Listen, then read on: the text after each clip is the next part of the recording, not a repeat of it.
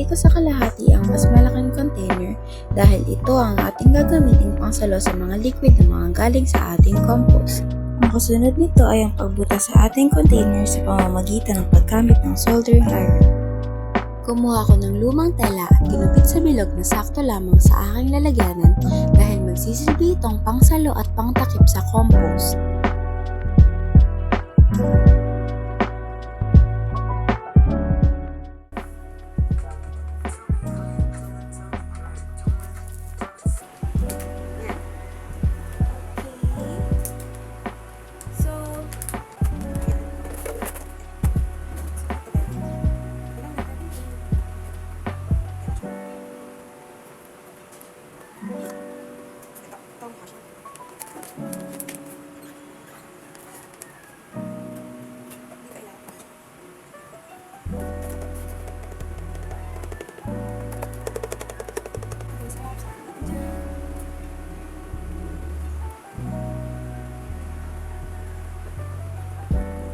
Another layer.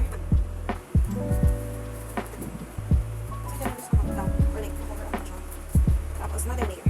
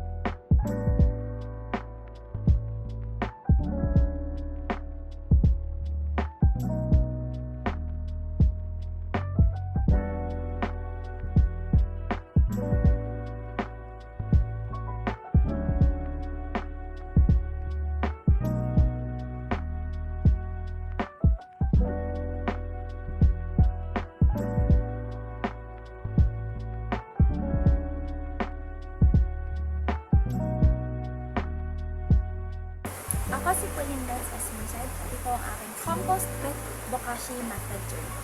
Nung nalaman ko na gagawa kami ng ecological mo, natuwa ko dahil matagal ko nang gustong gawin ito nung bata pa ako.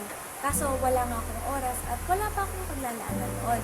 Ngunit ngayon, nung simula nang nagtanim ng mga gulay ng lola ko kasama yung kapitbahay namin, naisip ko na gamitin ito sa mga pananim nila at sa mga puno na nakapaligid sa amin. Marami rin akong natutunan habang ginagawa ng project nito. At pag-research kung paano ito gawin at ano layunin nito upang makatulong sa kalikasan natin. Kaya na-realize ko na effective pala talaga siya kahit mahirap gawin. Kapag natutunan mo na, tuloy-tuloy na yung process mo. Sa mga natira ka namang bokashi brand, patuloy ko itong gagamitin hanggang sa maubos at upang mabawasan ng mga nabubulok na basura namin sa bahay. Plano ko rin i-advocate ang zero waste lifestyle at ituro kung paano ang bokashi method sa aming mga kapitbahay at kapamilya. Sa kadahilangang kaunti na lang ang nakakaalam nito at hindi pala talamak talaga siya sa ibang tao. At muli, ako si Pauline Esmused at ito ang aking bokashi method journey.